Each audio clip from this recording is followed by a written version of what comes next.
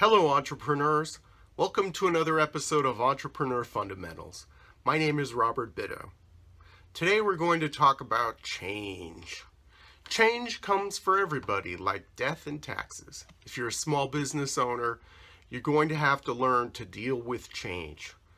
I know we all want stability in our lives, but you're not going to have it necessarily if you're a small business owner. If you start your own business, you have to expect that there are going to be changes you're going to have to deal with. You're going to have to adapt to different situations. And you know what? That's not such a bad thing. Of course, I always ask, what's the alternative? What, a nice government job?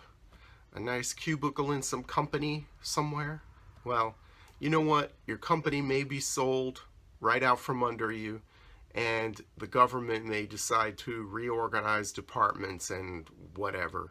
So the whole idea of job security is a myth anyway, so why not become an entrepreneur and embrace the changes? So I don't know what else to say. You really do have to get used to the idea that whatever you set up will have to adapt to whatever comes your way. You might get into a really good groove. After 6 months, you might figure something out and you're sailing right along, and then something happens. And that's inevitable. You're going to just have to suck it up and deal with it. And that's it. And the better you are at adapting to change and welcoming it, the better you're going to be as a business, and the better psychologically you're going to be as an entrepreneur. I'll give you some examples of changes that have happened to me. First, I'll talk about some of the bad things that have happened that have caused me to realign my business. And then I'll talk about some of the good things. We'll end on a positive note. So, I'll have to say this, fine, it's another social commentary, but anything that the government does will have a negative impact on you as a small business owner. That's just the way it is. That's been my experience for 17 years. Whenever the government does something, be prepared to suck it up, whatever it may be. I can give you a couple examples here. Obamacare, changing postal rates. That's a good one for me because I do a lot of shipping. I'll give you a concrete example here. Here we have a sugar skull mold used in making Day of the Dead treats, confections, and altarpieces. Okay, I sell a lot of these, thousands and thousands of them. This is a design I came up with myself. Okay, so when I started out, it was really cheap to ship these to England, let's say, foreign orders, let's talk about. To England, let's say 15 years ago, to ship that piece of plastic cost me about, I don't know, $4 or $5. Then during the Bush years, the postal rates went up with gas prices going up. That was their excuse. Well, gas prices in the past couple of years have leveled off and gone down, and automation has gone up. The processes that used to be used 15 years ago are all outdated. You can do pretty much everything you need to do with the post office online.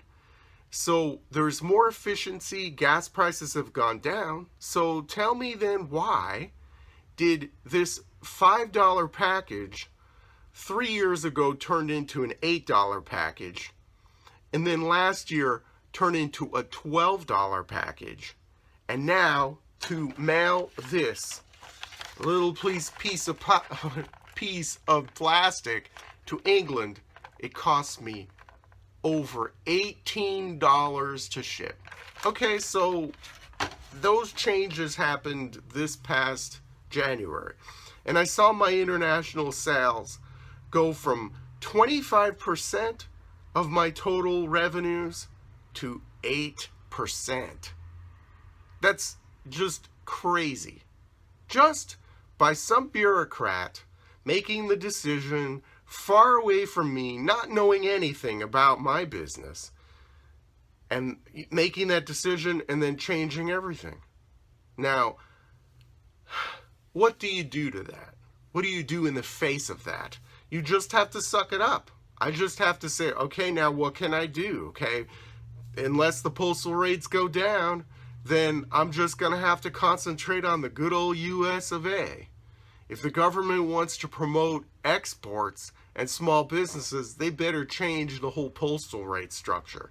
There's no excuse. I was told it was to cover pensions of postal workers, which to me is ridiculous. So we're paying for mediocre workers to do nothing, to take vacations to St. Kitts every year on the backs of the small business people throughout America. I mean, I don't understand that at all. But anyway, okay, enough of the political commentary. Changes will happen that will be good for your business. When I started my store in 1999, retail store number 1, I said, hey, I'm going to have a website. And I was the first person that I know of, or at least I'm the longest lasting person, to have a website selling Latin American arts and crafts. People told me at the time, oh, you can't do this. People need to hold these little crafts. Here's an example. People need to hold this and see it, and nobody will buy it online. Okay, well, I had my website, and I did it anyway. I wanted it to be kind of cool, a cool little accessory to go with my store. And here I am 17 years later, and I gave up the retail store 7 years ago because I saw after the housing crisis, which was another thing that I had no control over, after the housing crisis, I noticed that the sales inside my retail store was going down and my internet sales were going up because there are more customers outside the geographical area of my store than there were surrounding my store. So it made sense. And then so I said, okay, what do I do? I've always wanted to live in San Diego, so I just picked everything up, got a warehouse in San Diego, and I've been here for 7 years now doing this just purely internet. When I first started my business, I was importing containers full of furniture, massive pottery. Some of the pieces of furniture were selling for almost $3,000. I don't do that anymore. The economy's gone to hell. The store situation wasn't working out. Like I said, you know, people were buying more on the internet, which means they're buying smaller things. So no more big pieces of furniture. And you look at my business today compared to before, and if I hadn't adapted to the different changes that were happening, then I wouldn't be in business still. I had to go with the flow, and I had to do what I had to do to keep it all going. And that's what you have to do as an entrepreneur. You have to use your head and use your heart. Your passion will carry you through all the time. Use your heart, use your head, figure it all out, and adapt to the changes. And just tell yourself, changes will happen. There's no getting around it. And just do your best. That's all I have to say. Remember to work hard, and may all of your entrepreneurial dreams come true.